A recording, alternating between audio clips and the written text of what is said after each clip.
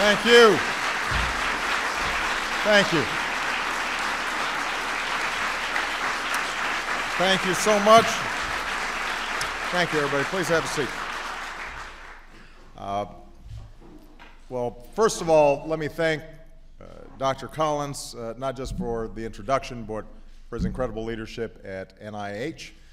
Those of you who know Francis also know that he's quite a gifted singer and musician, so I was asking whether he was going to be willing to sing the introduction, and he declined, but his leadership has been extraordinary, and I'm glad I've been promoted to scientist-in-chief. Given my grades in physics, I'm not sure it's deserving, but I hold science in proper esteem, so maybe that gives me a little credit. You know, today I've invited some of the smartest people in the country, some of the most imaginative and effective researchers in the country, some very smart people, to talk about the challenge that I issued in my State of the Union address: to grow our economy, to create new jobs, to reignite a rising, thriving middle class by investing in one of our core strengths, and that's American innovation. Ideas are what power our economy. It's what sets us apart. It's what America's been all about. We've been a nation of dreamers and risk takers, people who see what nobody else sees sooner than anybody else sees it. We do innovation better than anybody else, and that makes our economy stronger. When we invest in the best ideas before anybody else does, our businesses and our workers can make the best products and deliver the best services before anybody else. And because of that incredible dynamism, we don't just attract the best scientists or the best entrepreneurs. We also continually invest in their success. We support labs and universities to help them learn and explore, and we fund grants to help them turn a dream into a reality. And we have a patent system to protect their inventions. And we offer loans to help them turn those inventions into successful businesses. And the investments don't always pay off, but when they do, they change our lives in ways that we could never have imagined. Computer chips, GPS technology, the internet.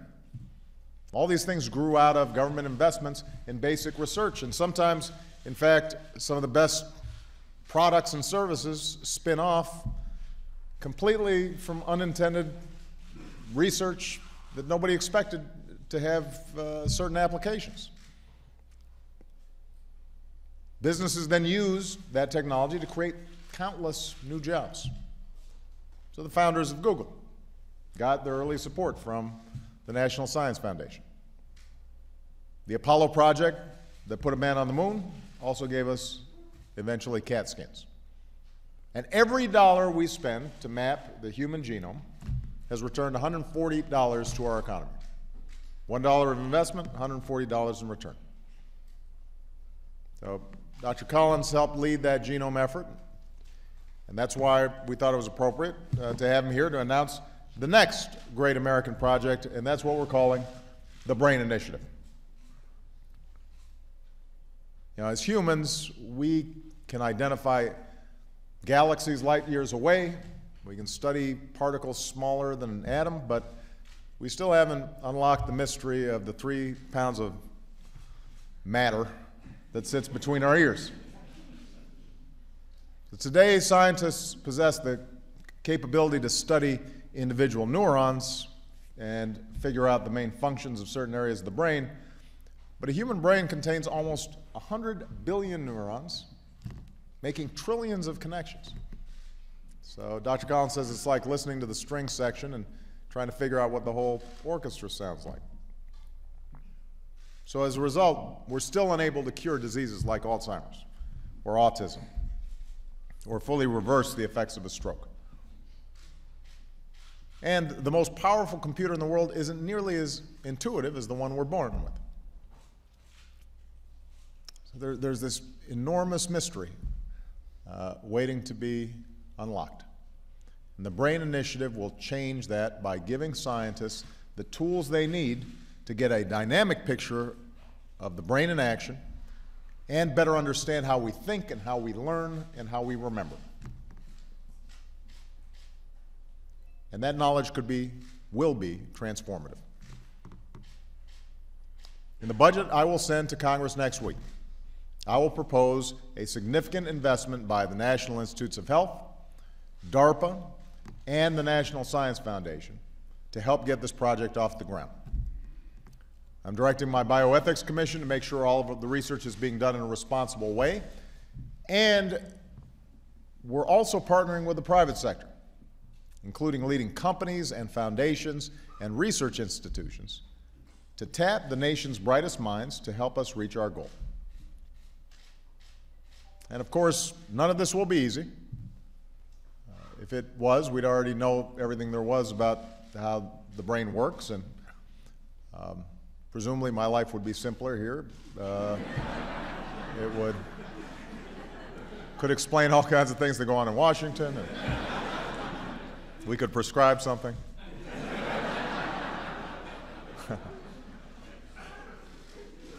So it won't be easy, but think about what we could do once we do crack this code. Imagine if no family had to feel helpless watching a loved one disappear behind the mask of Parkinson's or struggle in the grip of epilepsy. Imagine if we could reverse traumatic brain injury or PTSD for our veterans who are coming home.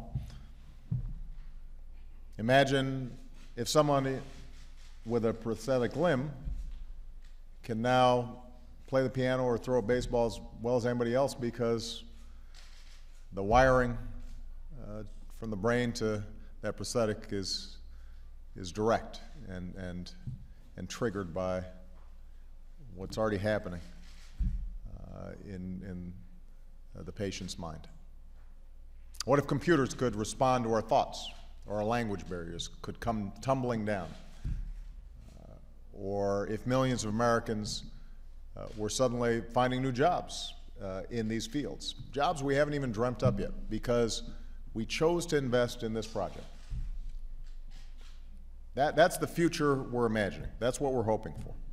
That's why the BRAIN Initiative is so absolutely important, and that's why it's so important that we think about basic research generally as a driver of growth, and that we replace the across-the-board budget cuts that are threatening to set us back before we even get started. You know, a few weeks ago, the directors of some of our national laboratories said that the sequester, these arbitrary across-the-board cuts that have gone into place, are so severe, so poorly designed, that they'll hold back a generation of young scientists. When our leading thinkers wonder if it still makes sense to encourage young people to get involved in the science in the first place because they're not sure whether the research funding and the grants will be there to cultivate an entire new generation of scientists, that's something we should worry about. We can't afford to miss these opportunities while the rest of the world races ahead. We have to seize them. I don't want the next job-creating discoveries to happen in China or India or Germany. I want them to happen right here in the United States of America. And that's part of what this BRAIN Initiative is about. That's why we're pursuing other grand challenges, like making solar energy as cheap as coal, or making electric vehicles as affordable as the ones that run on gas. They're ambitious goals, but they're achievable. And we're encouraging companies and research universities and other organizations to get involved and help us make progress. Now, we have a chance to improve the lives of not just millions, but billions of people on this planet through the research that's done in this BRAIN Initiative alone. But it's going to require a serious effort, a sustained effort. And it's going to require us as a country to embody and embrace that spirit of discovery that is what made America, America. Now, the year before I was born, an American company came out with one of the earliest mini-computers.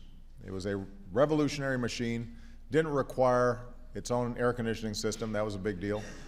It took only one person to operate, But each computer was 8 feet tall, weighed 1,200 pounds, and cost more than $100,000. And today, most of the people in this room, including the person whose cell phone just rang, have a far more powerful computer in their pocket. Computers have become so small, so universal, so ubiquitous, most of us can't imagine life without them. Certainly, my kids can't.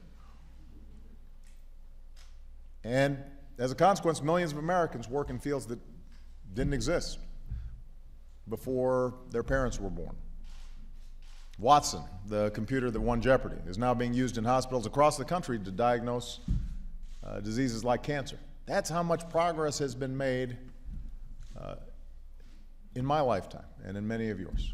That's how fast we can move when we make the investments. But we can't predict what that next big thing will be. We don't know what life will be like 20 years from now, or 50 years, or 100 years down the road. What we do know is if we keep investing in the most promising solutions to our toughest problems, then things will get better. I don't want our children or grandchildren to look back on this day and wish we had done more to keep America at the cutting edge. I want them to look back and be proud that we took some risks, that we seized this opportunity. That's what the American story is about. That's who we are. That's why this BRAIN Initiative is so important. And if we keep taking bold steps like the one we're talking about to learn about the brain, then I'm confident America will continue to lead the world in the next frontiers of human understanding. And all of you are going to help us get there. So I'm very excited about this project.